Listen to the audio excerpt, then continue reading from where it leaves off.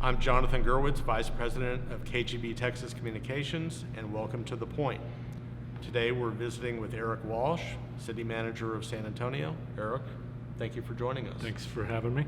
You just finished your first budget cycle as City Manager, $2.8 billion budget. I think most of us have a tough time budgeting for our households or for our businesses.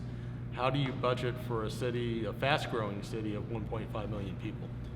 You have a huge team and a lot of great executives, and more importantly, you get really good direction from your bosses, the City Council. And how do you prioritize? How do you determine where those dollars are going to go? So, internally, every year, as we prepare for that, we're looking at service changes or improvements that we need to do. More importantly, the council sets the priorities for the city in terms of budget. The council directly gave me 5 top priorities: domestic violence, housing affordability, police, streets and infrastructure, and property tax relief.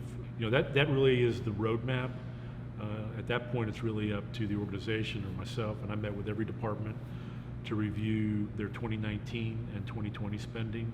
An organization as large as the city with $2.9 billion, there's always something we can do to be a little bit more efficient, and we were able to make about $6.5 million in those efficiencies and be able to redirect that funding towards the top priority.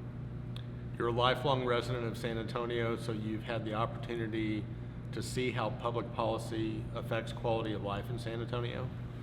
What do you think some of the key decision points have been in our history that have put San Antonio on the path that it's on now? There have been a number of key decisions that have been made, sometimes not by council. The closing of Kelly Air Force Base had a huge impact on the community, but look at where Port San Antonio is at now. Right. A lot of that has to do with investment decisions that councils have made over since then to beef up the infrastructure. There are decisions that councils make year in and year out that set a framework for how we're going to grow or how we're going to invest or how we're going to incentivize. A lot of the work that's being done right now for the SA Tomorrow plan and the 13 regional areas are really laying the groundwork for what I think are going to be investment zones for economic development, transportation, housing, and those 13 areas are the main core areas, and you and I know where they're at. It's Brooks, it's 410 and 281 by the airport, it's the medical center, it's Right. ETSA. They're spread out all over the place, but those should be our planning hubs.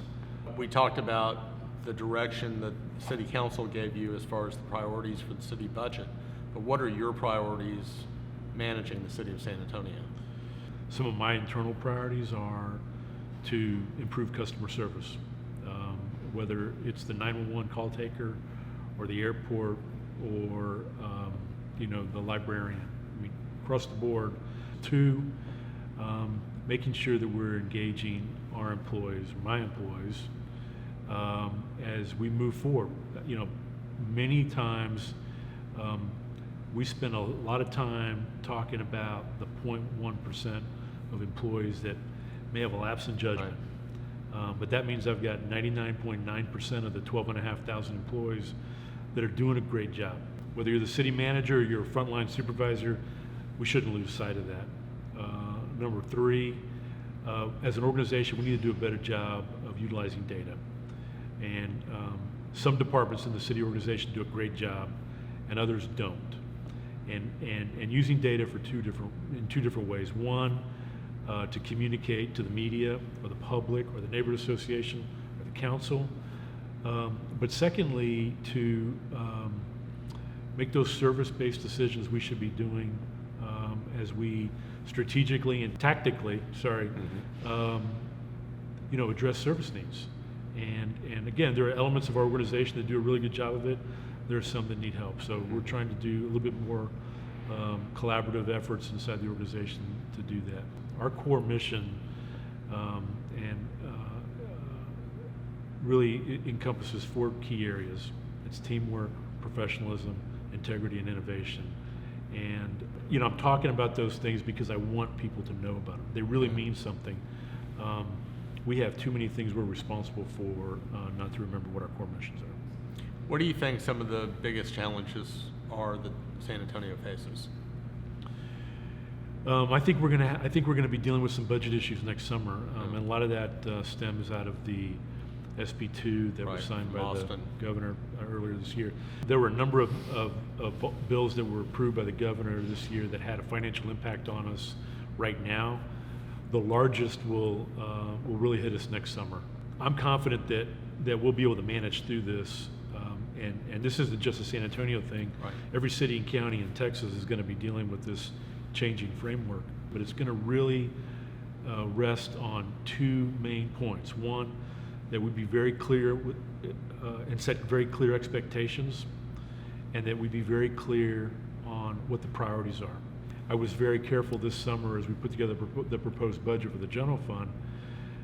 The general fund is only increasing from fiscal year 19 to fiscal year 20 is only going up 1.4%, and we kept that growth down so that we're better prepared for next summer. One final personal question for you. I know you played football at Central Catholic. I frequently heard you use football metaphors when you're speaking in public. We often hear negative stories about the role of athletics and its relation to academics, but I think most people have a positive experience. I'm wondering if you could share how you think football has helped shape who you are and maybe how you manage the city. It had a huge impact on me. I'm a big team sports guy. What I do every day in this building is a team sport.